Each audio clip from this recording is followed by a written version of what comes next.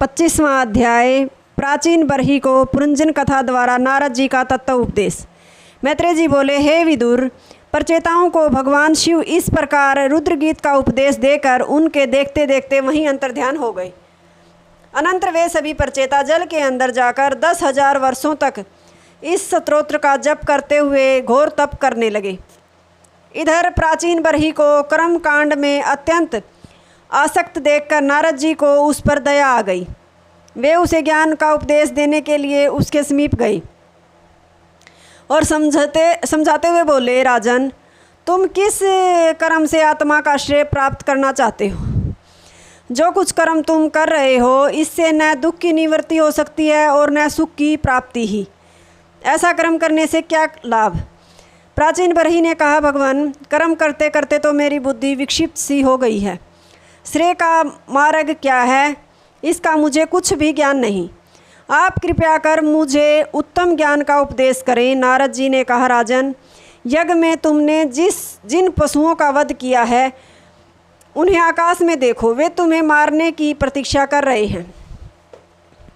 जब तुम मरकर परलोक में जाओगे तब वे सब क्रुद्ध होकर लोहे के से तीक्ष्ण सींगों से तुम्हारा शरीर छीन भिन्न कर डालेंगे। इस संकट से निस्तार करने वाला राजा पुरंजन का अध्यात्म विषयक इतिहास मैं तुम्हें सुनाता हूँ। तुम इसे ध्यानपूर्वक सुनो। पुरंजन नाम का एक राजा था जिसकी संसार में बड़ी कीर्ति फैली हुई थी। अविज्ञात नाम का उसका एक मित्र भी था। पुरंजन अपने रहने के लिए पृथ्वी पर एक रमणीय स्थान खोजने निकला, किंतु उसे अपने अनुरूप कोई स्थान मिला नहीं। तब वह हिमालय के दक्षिण प्रदेश में गया। वहाँ उसने एक दिव्य नगर देखा जिसमें 9 दरवाजे बने थे। उनके चारों ओर परकोटा और खाई थी। वन, उपवन, अटारी तथा सुवर्ण शिखर युक्त भवनों से वह नगर सुशोभित था। वहाँ की भूमि विचित्र मणियों से बनी थी। वह नगर सभी साधनों से पूर्ण था। नगर के बाहर एक दिव्य बगीचा भी था जिसमें बड़े सुंदर जलाशय और झरने थे जिन्हें देखकर सबका मन आकृष्ट हो जाता था।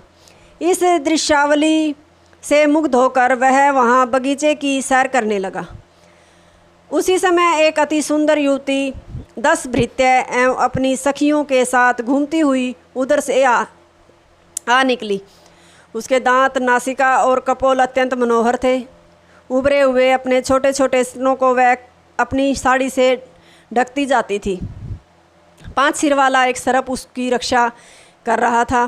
पुरंजन उसे देखकर उन पर मोहित हो गया और उसने उसके पास जाकर पूछा, हे सुंदरी, तुम कौन हो?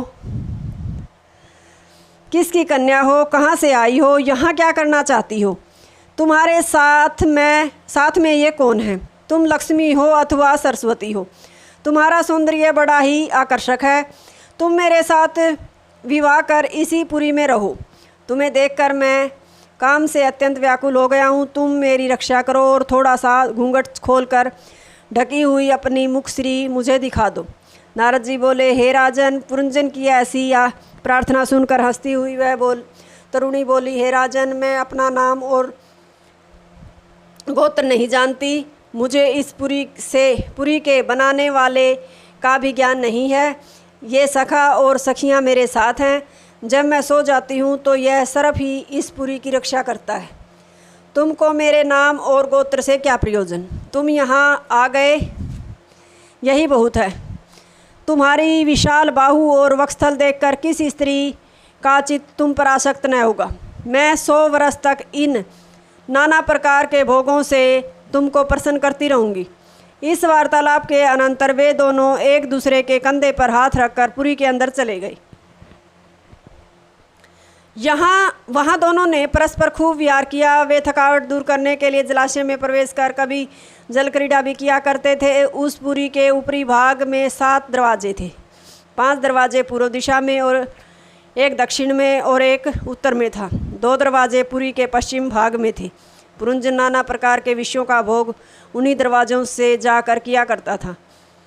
वह अपनी पत्नी में इतना आसक्त हो गया था कि जब वह खाती पीती थी तभी यह भी खाता पीता था। जब वह सोती थी तभी वह सोता था। जब जागती थी तभी जागता था। अपना सारा ज्ञान गंवाकर वह उस स्त्री का क्रीड़ा मृग सा बन गया था। चतुर्थ स्कंद का 25वां अध्याय समाप्त। हरिओम तत्सत।